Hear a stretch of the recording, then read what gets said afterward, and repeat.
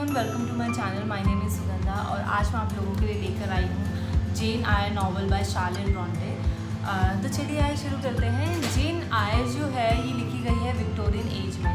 Victorian age को आप count कर सकते हैं 1837 से 1901 के बीच में, और ये नॉवल जो है लिखी गई है 1847 में। ये एक फर्स्ट पर्सन नैरेटिव है और इस नॉवल को आप ऑटोबायोग्राफिकल नॉवल भी बोल सकते हैं, क्योंकि बहुत सारे शार्लेट ब्रॉन्टे की पर्सनल लाइफ के इवेंट्स जो हैं इस नॉवल में आप इनकाउंटर करेंगे, तो इसको आप एक ऑटोबायोग्राफिकल नॉवल भी बोल सकते हैं। ये एक एपिनोमस नॉवल भी है, क्योंकि इसका जो टाइटल ऑफ द नॉवल है and name of the protagonist है वो सेम है। एपिनोमस नॉवल आप उसको बोल सकते हैं कि जैसे टाइटल जो है वो जेन आयर है और इसमें जो मेन जो हीरोइन है या मेन कैरेक्टर है उसका नाम भी जेन है। तो जब ये दोनों चीज़ें एक होती हैं उसको हम बोलते हैं एपिनोमस नॉवल। तो चलिए इसकी समरी शुरू करते हैं। जेन का जो ग्रोथ है वो शुरुआत होती है गेटशेड हॉल से, देन वो लॉवुड इंस्टीट्यूट में जाती हैं, फिर उसके बाद उनकी जो लाइफ है बनती है थॉर्नफील्ड हॉल में। तो ऐसे मैंने 3 सेक्शन में इसको डिवाइड कर दिया उनकी ग्रोथ को। पहले बार जो जेन है वो एक ऑर्फन है, उनके जो पेरेंट्स हैं वो टाइफस की वजह से उनकी डेथ हो जाती है। टाइफस एक डिजीज़ है, फीवर है जिसकी वजह से उनकी डेथ हो जाती है। तो मिस्टर रीड जो है उसके अंकल हैं वो उसको अपने साथ ले आते हैं, वो उसका फेवर भी करते हैं, लेकिन कुछ टाइम के बाद मिस्टर रीड की भी डेथ हो जाती है। तो वो अपनी आंट और उनके बच्चों के साथ रह रहे हैं। उनके 3 बच्चे हैं, Mrs read and mister read के। तो मिस्टर रीड अब मर चुके हैं, मिसेस रीड के साथ जेन रह रही हैं। तो उनके मिसेस रीड का बिहेवियर जो है जेन के लिए बहुत ही बेकार है और जेन उनके साथ रहती हैं एक मिस्ट्रेस की तरह, उनको बहुत ही अच्छा बिहेव नहीं करती हैं जो मिसेस रीड हैं, और अपने बच्चों को भी उनसे दूर रखती हैं। तो एक बार क्या होता है कि उनके बच्चे जो हैं आपस में लड़ रहे होते हैं, तो जेन अपने आप को डिफेंड करती हैं। तो डिफेंड करने की वजह से उनको जो मिसेस रीड हैं वो रेड रूम में लॉक कर देती हैं। रेड रूम इस नॉवल का एक बहुत ही इम्पॉर्टेंट पार्ट है, क्योंकि वो बहुत ही सिम्बॉलिक रूम है। उसको वो एक एटिक है, रूम बोल सकते हैं, जहाँ पे मिस्टर रीड की जो है वो डेथ होती है, वहाँ पे मरे हुए होते हैं वो। और वहाँ पे रेड रूम जो है वो सिंबलाइज करता है बहुत सारे इमोशंस। एक बहुत ही इम्पॉर्टेंट एंड स्ट्रॉन्ग कलर है रेड, तो बहुत ही सिम्बॉलिक है। तो वहाँ पे जो है बहुत सारे इमोशंस, लव, एंगर, उन सब चीज़ों को रिप्रेजेंट करता है, फीलिंग्स को।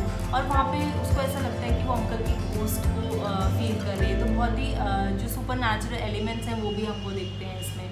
तो वो फेंट हो जाती है। तो एक कैरेक्टर आता है फिर इसके बाद मिस्टर लॉयड, जो वो मिसेस रीड को सजेस्ट करते हैं कि आपको जेन को स्कूल भेज देना चाहिए, जिससे वो खुश हो जाती हैं कि अब इससे पीछा छूटेगा।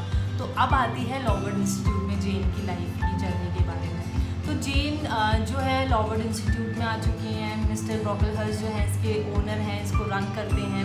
वो भी एक टैलेंट लीडर टाइप हैं, जो मिसेस रीड को जेन की लाइफ के जो कोई भी वो चीज़ें करती हैं उसका अपडेट उनको देते रहते हैं। और लेकिन 2 कैरेक्टर ऐसे हैं जिनके ऊपर जेन जो है रिलाई करती हैं, वो है Helen Burns and miss temple, Maria temple. तो ये 2 कैरेक्टर हैं जिनको जेन बहुत पसंद करती है, जिनसे अपने मन की बात कहती है।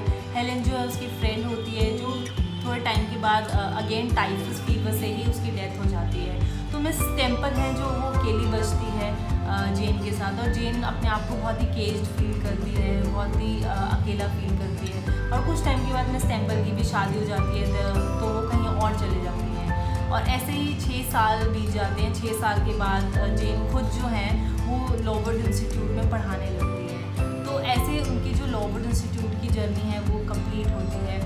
अब उनकी जो थॉर्नफील्ड हॉल की है वो जर्नी शुरू होती है। अब थॉर्नफील्ड हॉल में कैसे होती है कि वो न्यूज़पेपर में, अब वो वहाँ पे पढ़ा के हो गई हैं बोर। वो न्यूज़पेपर में एक ऐड देती हैं कि किसी को अगर वो एज अ मिस्ट्रेस कहीं पे वो काम कर सकती हैं तो मिस्टर रॉचेस्टर, एडवर्ड रॉचेस्टर होते हैं, उनके वहाँ पे वो आ जाती हैं उनकी बेटी को ध्यान रखने के लिए। उनकी बेटी है अडेल, जो सलीन से हुई है। सलीन एक कैरेक्टर है और उनकी बेटी है अडेल। लेकिन हम अडेल के बारे में ये नहीं कह सकते कि वो उनकी बेटी है, क्योंकि सलीन और रॉचेस्टर का जो रिलेशनशिप है वो बहुत ही प्राइवेट है। तो वो उसको अबैंडन करके, अपनी बेटी को अबैंडन करके चले जाती हैं सलीन जो है।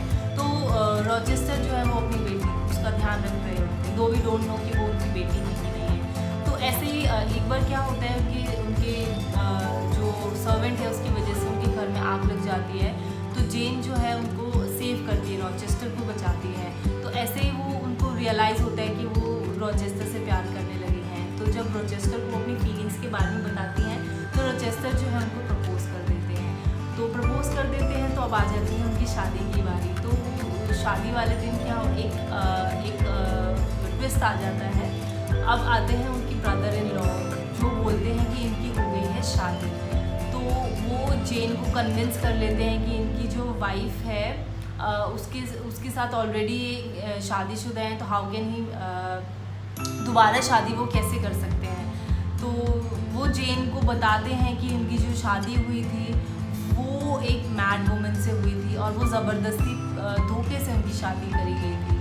लेकिन जेन जो है वो कुछ समझती नहीं है, तो वो शादी से उस दिन मना कर देती हैं और वो रात के टाइम ही सब कुछ छोड़ के वो बिकॉज वो बहुत हर्ट होती है तो सब कुछ छोड़ के रात को कहीं चले जाना चाहती है। इसी बीच ना उनकी जो आंट होती है मिसेस रीड, उनको रियलाइज़ हो जाता है कि उन्होंने जेन के साथ बहुत अच्छा बिहेव नहीं किया है। तो उनको हार्ट स्ट्रोक आता है, तो वो जेन को बुलाती हैं अपने पास। तो जेन उनके पास चले जाती है और वो जेन को बोलती हैं कि वो बहुत सॉरी फील कर रही हैं कि उन्होंने जेन को बहुत ही इल ट्रीटमेंट दिया है, अच्छा बिहेव नहीं किया है। और ये भी बताती हैं कि उनके जो अंकल हैं उसके लिए 20,000 पाउंड्स का जो फॉर्च्यून छोड़ कर गए हैं और वो उससे कलेक्ट कर रहे हैं। और ये भी बताती हैं कि उन्होंने उनको बता दिया था कि जेन जो है वो मर चुकी है, लेकिन वो रियलाइज़ करती है कि गलती करी है। तो मिसेस रीड को वो अपनी पुरानी गलतियों को उसके लिए वो जेन से माफ़ी मांग लेती है और जेन भी भूल जाती है।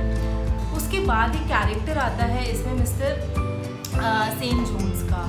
तो वो जो है वो अब उससे वो कज़न होता है उसका, वो उससे शादी करना चाहता है। वो बोलता है मुझसे शादी करो और इंडिया चलो मेरे साथ। बोलती है मैं तुमसे शादी नहीं कर सकती, इंडिया चल सकती, एज सिस्टर चल सकती हूँ, लेकिन वो मना कर देता है। तो उसी रात उसको रॉचेस्टर के बारे में ख्याल आने लगते हैं। वो रॉचेस्टर को मिस कर रही होती है और वो रॉचेस्टर के पास उसी दिन चले जाती है। तो वो देखती है जब वो दोबारा थॉर्नफील्ड हॉल जाती है तो वो देखती है वहाँ पे आग लगी हुई है बहुत तेज़। तो आग जो है बार बार ये आग का जो एलिमेंट आ रही है अपने आप में बहुत सिम्बॉलिक है। तो ये आग लगी हुई होती है, वो देखती है कि जो रॉचेस्टर है वो ब्लाइंड हो चुके हैं और उनका जो हाथ है वो हैंडीकैप हो चुका है, उनका हाथ एक नहीं है। तो वो उनको बताती है कि मैंने आपको मिस किया और वो रॉचेस्टर भी बोलते हैं कि क्या मैं तुम्हारे लायक हूँ अब और क्या हम शादी कर सकते हैं अब। तो वो लेकिन एंड जो होता है उसका वो उन दोनों की आपस में शादी हो जाती है